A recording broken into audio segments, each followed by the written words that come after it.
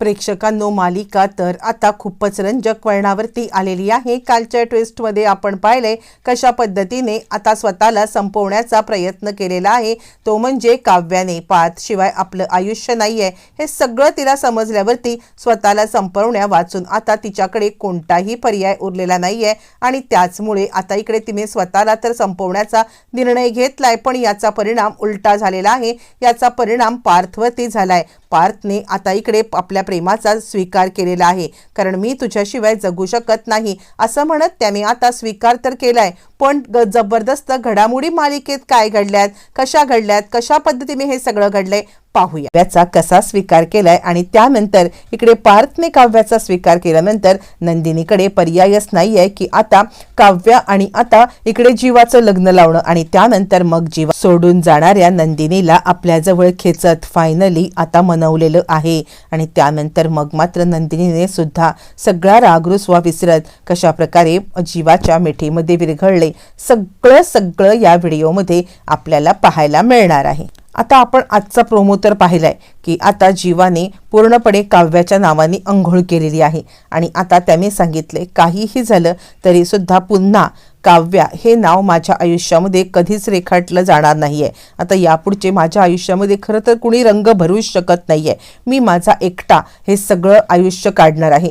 कोणावरतीही आता मी विश्वास ठेवू शकत नाहीये, ना कोणावरती आता मी प्रेम करू शकत आहे।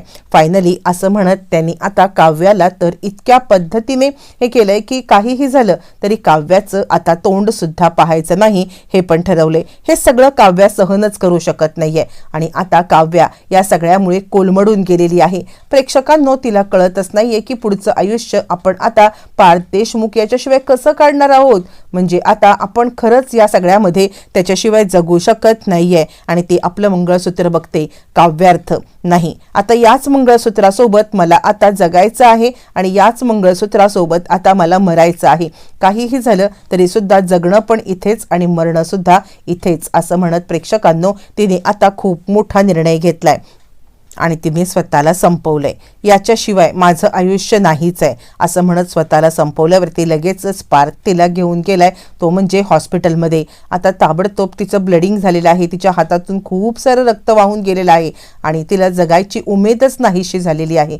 आणि ज्या वेळेला तिची जगायची उमेद नाहीशी झाली आणि त्यावेळेला मात्र आता तिने स्वतःच हतबल होऊन ठरवलेलं आहे की काही झालं तरी सुद्धा आता माझं जगणं हे नाहीच। आणि त्याच वेळेला पार्थ तिला उचलून नेत आहे, तो म्हणजे आता इकडे हॉस्पिटलमध्ये। इकडे तोपर्यंत नंदिनी बॅग घेऊन निघालेली असताना जीवा तिला जीवाच्या आकांताने थांबवतोय आणि थांब नंदिनी असं म्हणत तिला आता समजावतोय। पण प्रेक्षकांनो, हे सगळं चालू असताना नंदिनी कुणाचंच काही ऐकत नाहीये। तो पण इकडे आता काव्याला आणलेलं आहे हॉस्पिटलमध्ये। काव्याला हॉस्पिटलमध्ये आणल्यानंतर मग आता लगेचच इकडे काव्या विचार करते, का वाचवलं मला डॉक्टरांनी, का वाचवलं मला। आणि त्यावरती डॉक्टर येतात आणि हे काय चाललंय तुमचं, तुमच्या जीवाला खूप मोठा धोका होऊ शकतो, तुम्हाला समजतंय का, असं वागण्यामागचं कारण काय असं म्हणत प्रेक्षकांनो डॉक्टर आता त्यांना ओरडतायत। त्यावरती आता इकडे ती सांगते, खरं सांगू तर आता मला अजिबात जगायचं नाहीये, म्हणजे माझ्या आयुष्याला काही अर्थच राहिलेला नाहीये, तर मी जगून तरी काय करू। डॉक्टर म्हणतात, वेड्या आहात का तुम्ही, वेड्यासारखं काहीतरी करू नका, हे बघा असं काही तुमचं उभं आयुष्य तुमच्या समोर पडलेलं आहे। त्यावरती ती सांगते, या उभ्या आयुष्याचं काय करू, ज्या माझ्या उभ्या आयुष्यामध्ये पार्थ देशमुख नाहीये। यावरती आता डॉक्टरला कळत नाहीये पार्थ देशमुख कोण। यावरती ती सांगायला लागते, माझा नवरा। नाही ती गप्पच बसते। आता नवरा म्हणून तरी काय बोलू, डिवोर्स फाईल केलेली आहे आणि नवऱ्याने स्वतःच आता डिवोर्स घेण्यावरती संमती दाखवलेली आहे। आणि असं असताना मी त्याला नवरा म्हणू तरी कसा, किंवा मी नवरा म्हणून तरी त्याचे आता ओळख कशी करून देऊ। प्रेक्षकांनो, हे सगळं तिच्या डोक्यामध्ये विषय चालू आहेत आणि ती या सगळ्याचा विचारच करत बसलेली आहे। आणि त्याच वेळेला डॉक्टर आता लगेचच पार्थला बाहेर बोलू आणि पार्थ सांगत आहे, काय झालं डॉक्टर, म्हणजे ठीक आहेत ना त्या। यावरती डॉक्टर म्हणतात, तुम्ही पार्थ देशमुख ना। यावरती ते म्हणतात, हो। आणि मग तुमचं आणि बायकोमध्ये काही भांडण झालंय का, म्हणजे तुम्ही त्यांच्याशी भांडलात का। यावरती आता लगेचच ती सांगायला लागते, डॉक्टर तो सांगायला लागतो का, असं का तुम्ही विचारताय? यावरती डॉक्टर सांगतात कारण त्या सांगतायत की जर का पार्थ देशमुख माझ्या आयुष्यामध्ये नाहीये तर आता माझ्या जगण्याला काहीच अर्थ नाहीये. असं काही असेल तर तुम्ही त्यांच्याशी बोलून घ्या, कारण आज मी त्यांना वाचवलंय, पण उद्या जर का पुन्हा असं काही प्रकार झाला तर त्यांचं वाचणं कठीण आहे, कारण त्या आता खूप मोठ्या म्हणजे मानसिक त्यांची कंडिशन बरोबर नाहीये. प्रेमामध्ये त्यांना आता अशा प्रकारची वागणूक मिळाल्यामुळे हे झाले. पार्थला कळतच नाहीये की काय खरं काय खोटं, म्हणजे आता यांचं आधीचं प्रेम खरं की या आत्ता आपल्यावरती प्रेम करतायत ते खरं. अनेक गोष्टींची डोक्यामध्ये सरमिसळ होत काव्याची तब्येत इकडे जास्तच बिघडलेली आहे.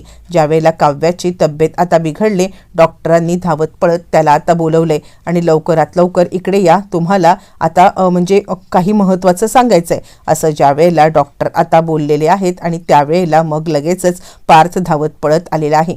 जेव्हा पार्थ धावत पळत तिकडे येतो आणि त्याच वेळेला मग लगेचच इकडे डॉक्टर सांगायला लागतात. आणि आता ज्या वेळेला डॉक्टर तिला समजावतायत, पार्थ बाहेर राहून आता ऐकतोय आणि त्यावरती ती सांगते, डॉक्टर आज तुम्ही मला वाचवताय पण काहीच उपयोग नाहीये. मी या सगळ्यामध्ये आता स्वतःला म्हणजे काहीही झालं तरी संपवणारच. आणि त्याच वेळेला आता पार्थ तिकडे आलाय आणि डॉक्टर तुम्ही उपचार सुरू करा, मी आहे ना इथेच, असं म्हणत त्यांनी आता डॉक्टरांना उपचार सुरू करायला सांगितले. त्यानंतर काव्य आता मात्र आपला हट्ट काही सोडत नाहीये. देशमुख माझ्या आयुष्यातून निघून जाणार असतील तर मात्र मला जगायचंच नाहीये, मला जगायचंच नाहीये, डॉक्टर मला नका बरं करू. त्याच वेळेला आता इकडे पार्थने तिला मागून मिठी मारलेली आहे आणि तो सांगतोय, काय बोलताय तुम्ही, वेड्यासारखं काहीतरी बोलू नका, तुम्ही माझी फिसकारणारी मांजर आहात आणि अशा पद्धतीने जर का तुम्ही वागलात तर मी तुमच्याशिवाय कसं जगू. यावरती काव्या सांगते, हेच तर मी सांगण्याचा तुम्हाला प्रयत्न करत आहे की मी तुमच्याशिवाय कशी जगणार आहे, याचा एकदा तरी तुम्ही आता विचार केलात का. यावरती तो म्हणतो, पण मला तर वाटलं होतं की तुम्ही तर जीवावरती. यावरती ती म्हणते, किती वेळा मी तुम्हाला सांगायचं आहे की माझं जीवावरती बिलकुल प्रेम नाही आहे आता. हो होतं, पण आत्ता जेव्हापासून लग्न झाले तेव्हापासून तुम्ही म्हटल्याप्रमाणे लग्नानंतर होईलच प्रेम आणि तेच झालेलं आहे. आणि तुम्ही स्वतः समजवलेली गोष्ट जर का तुम्ही स्वतः विसरत असाल तर त्याला काही अर्थच नाहीये, माझ्या जगण्याला पण काही अर्थ. आणि त्यानंतर डॉक्टर त्या दोघांना एकटं सोडून प्रेक्षकांना निघून जातात.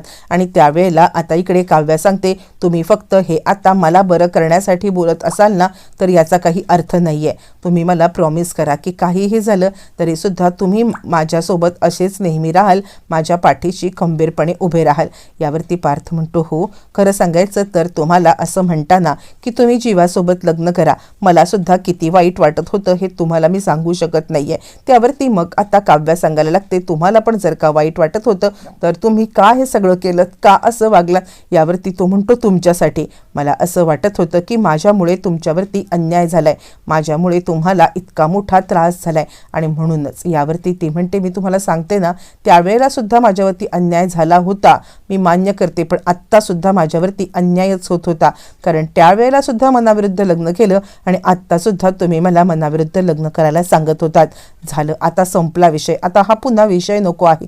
आत्ताच्या आत्ता तुम्ही घरी कळवून टाका, जेणेकरून त्यांचं सुद्धा मत बदलेल. म्हणजे जर का मीच तयार नाहीये म्हटल्यावरती मग आता त्या दोघांचा सुद्धा आता संसार मोठ्यानं वाचेल. यावरती आता लगेच पार्थ म्हणतो, हो लगेचच मी आता फोन करून जीवा आणि नंदिनीला आणि बाकी सगळ्या घरच्यांना ही गोष्ट सांग. प्रेक्षकांनो, जबरदस्त मालिका आता एकदम टर्न घेताना दिसते. पार्थने आता इकडे काव्याचा स्वीकार केलाय, राहिले फक्त जीवा आणि नंदिनी. आता त्याच नंदिनीची बॅग भरून चाललेली आहे. नंदिनी तिकडून जायला निघाले, पण तिकडे मात्र आता लगेचच जीवा तिला थांबवण्याचा प्रयत्न करतोय. नंदिनी ऐका, नंदिनी ऐका, वेड्यासारखं काहीतरी करू नका.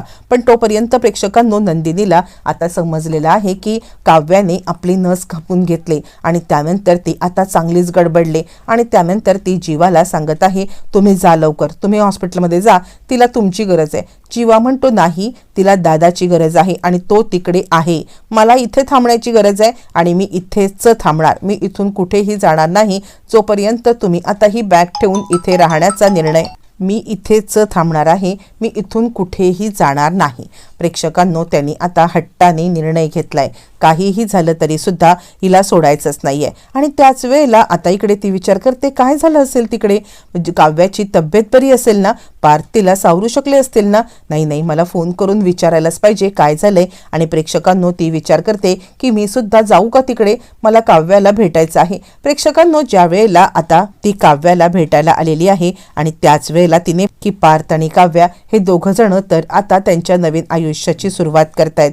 म्हणजे आपण ज्या कारणासाठी हे घर सोडत होतो किंवा जीवाला आपण आता जे काही सांगत होतो की तुम्ही इथे म्हणजे तुम्ही आता काव्यासाठी आहात, पण इकडे तर उलटच झालेलं आहे. म्हणजे काव्या आणि आता इकडे पार्थ हे दोघं जण जर का एकत्र असतील तर मी जीवाला हे सांगणं कितपत योग्य आहे की तुम्ही दोघांनी आता तुमचा संसार चालू ठेवा. नाही, काहीतरी माझ्याकडून चुकतंय का? म्हणजे मी फक्त माझा विचार केला की मी जीवाला सोडेन आणि काव्याला देईन, पण मी पार्थचा विचार नाही केलेला आहे. त्याचं तर काव्यावरती प्रेम आहे आणि काव्याने सुद्धा जीवाच्या उपर आता त्याला ठेवलंय. म्हणजे माझं काहीतरी चुकतंय का? ठीक आहे, पण मी यांच्या आयुष्यातून निघून जाणार आहे. काहीही झालं तरी मला या भानगडीत नाही पडायचंय. असं म्हणत इकडे या दोघांची जरी मिळवणी झाली असली तरी तिकडे मात्र नंदिनीचा निर्णय पक्का आहे. नंदिनीने सांगितले कुणीही काहीही निर्णय घेतला तरी मी जाणार, कारण तिला आता स्वतःला खूप हीन भावना वाटतेय की आपण आता हे सगळं असं वागलोय किंवा आपल्यासोबत असं घडलंय. अशा गोष्टींची तिला आता खूपच चिंता आहे आणि त्याचमुळे तिला आता प्रेक्षकांनो खूप वाईट वाटलंय की आपण याच्यामध्ये भरडलो गेलंय. आणि त्यानंतर ती जायला निघाली. पण त्याच वेळेला तिकडे आता आलेला आहे तो म्हणजे जीवा. आणि जीवा सांगतोय जर दादा आणि काव्या यांनी आता स्वतःला एकमेकांच्या बाजूने हे करायचं ठरवलंय तर तुम्हाला सुद्धा मी सोडणार नाहीये. काहीही झालं तरी सुद्धा तुम्ही माझ्यासाठीच आहात. नंदिनी बॅग आणि निघते. जीवा ती बॅग हिसकावून घेतो, हातापाया पडतो, तिला मिठीत घेतो आणि आता तिला सांगतोय अजिबात नाही, कितीही कुणीही काही बोललं तरी मी माझ्या बायकोला इथून जाऊ देणार नाही आहे. बस झालं असं म्हणत त्याने जो बायकोचा अधिकार तिच्यावरती गाजवलाय प्रेक्षकांनो त्यातच ती विरघळलेली आहे. तरी सुद्धा आता ती प्रयत्न करतीये की त्याला आता झिडकारून देऊन जाण्याचा. पण जीवा कुठला ऐकायला. जीवाने तिला गच्च पकडलंय आणि काहीही झालं तरी मी जाऊ देणार नाहीये. तोपर्यंत पार्थ तिकडे आलेला आहे आणि पार्थने या दोघांना एकत्र पाहिलंय आणि पार्थ विचार करतो किती वेळासारखा आम्ही दोघांनी सुद्धा आता विचार केला होता, कारण खरंच यांनी म्हटल्याप्रमाणे लग्नानंतर होईलच प्रेम आणि यामुळे आता इकडे लग्नानंतर होईलच प्रेम. खरंच लग्नानंतर प्रेम आता झालेलं आहे असं म्हणत त्यांनी आता खूपच मोठा इकडे धक्कादायक निर्णय घेतलेला दिसतोय. आणि त्यानंतर मग आता सगळंच गोष्टी क्लिअर झाल्यात. फायनली दोन्ही संसार वाचण्यासाठी काव्याने घेतलेली जोखीम खूप मोठी निर्णायक ठरले. काव्याने स्वतःच्या जीवावरती खेळल्यामुळे आता इकडे दोन्ही कुटुंब एकत्र आलेली आहेत. आता हे चौघजण असेच एकत्र राहणार का? अजून काही नवीन कुडघोडी रम्या आणि आता दोघी वसू करणार का आणि या दोघांना वेगळं करण्याचा प्रयत्न करणार? पण नंतर नक्की काय घडणार जाणून घ्यायचं असेल तर चॅनलला सबस्क्राईब करा. असेच अपकमिंग ट्विस्ट आपल्या चॅनलवरती येतच राहणार आहे.